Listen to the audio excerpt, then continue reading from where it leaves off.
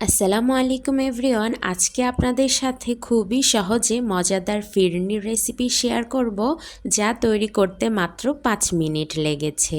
ফিরনি তৈরি করার জন্য এখানে আমি একটি কড়াইয়ের মধ্যে প্রায় 1 কেজি পরিমাণে দুধ নিয়ে নিয়েছি। এখন দুধগুলোকে ভালোভাবে জাল করে নিব। তো প্রথমে এখানের মধ্যে আমি 3-4টে তেজপাতা দিয়ে দিয়েছি। তেজপাতা দিয়ে দুধগুলোকে এভাবে একটি চামচ দিয়ে অনবরত নাড়াচাড়া করতে হবে। এই ফিরনির রেসিপি তৈরি করার জন্য এখানে আমি রাঁধুনি ফিরনি মিক্স ব্যবহার করেছি।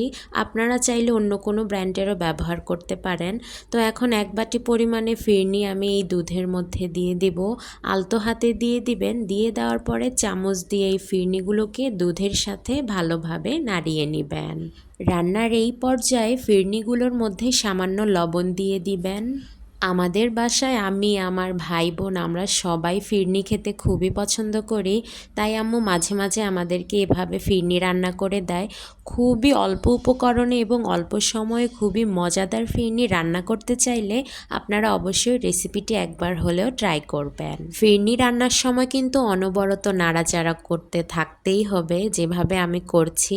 আপনারা দেখতেই পাচ্ছেন ফিরনিগুলো কিন্তু আগের থেকে অনেকটা পরিমাণে ঘন হয়ে এসেছে। এগুলোকে যত বেশি ঘন করবেন এগুলো খেতে তত বেশি মজা লাগবে। এখন এই পর্যায়ে আমি এর মধ্যে অ্যাড করব বুরিন্দা। আপনারা অনেকেই ভাবছেন যে বুরিন্দা কেন অ্যাড করেছি, বাট বুরিন্দা অ্যাড করার কারণে এই ফিরনিগুলো খেতে কিন্তু আরও অনেক বেশি মজা লেগেছে। আর আপনারাও একবার হলেও ট্রাই করে দেখতে পারেন।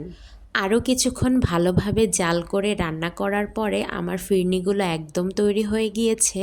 এখন ফিরনিগুলোকে সার্ভ করার জন্য এখানে আমি একটি কাচের বাটি নিয়ে নিয়েছি। কাচের বাটিতে সুন্দর করে ফিরনিগুলোকে নিয়ে নিব। এখন এই ফিরনিগুলোর উপরে আমি কিছু কাজু বাদাম, কিছু কাঠবাদামকে টুকরো করে এর উপরে ছড়িয়ে দিয়েছি। সাথে কিছু কিশমিশকেও এর উপরে দিয়ে দিয়েছি। আর এই ফিরনিগুলো দেখতে কিন্তু অনেক সুন্দর লেগেছে।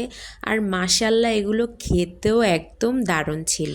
বাসায় হঠাৎ করে মেহমান আসলে বা হঠাৎ করে মিষ্টি কিছু খেতে মন চাইলে অবশ্যই এই ফিরনি ট্রাই করবেন। আল্লাহ হাফেজ।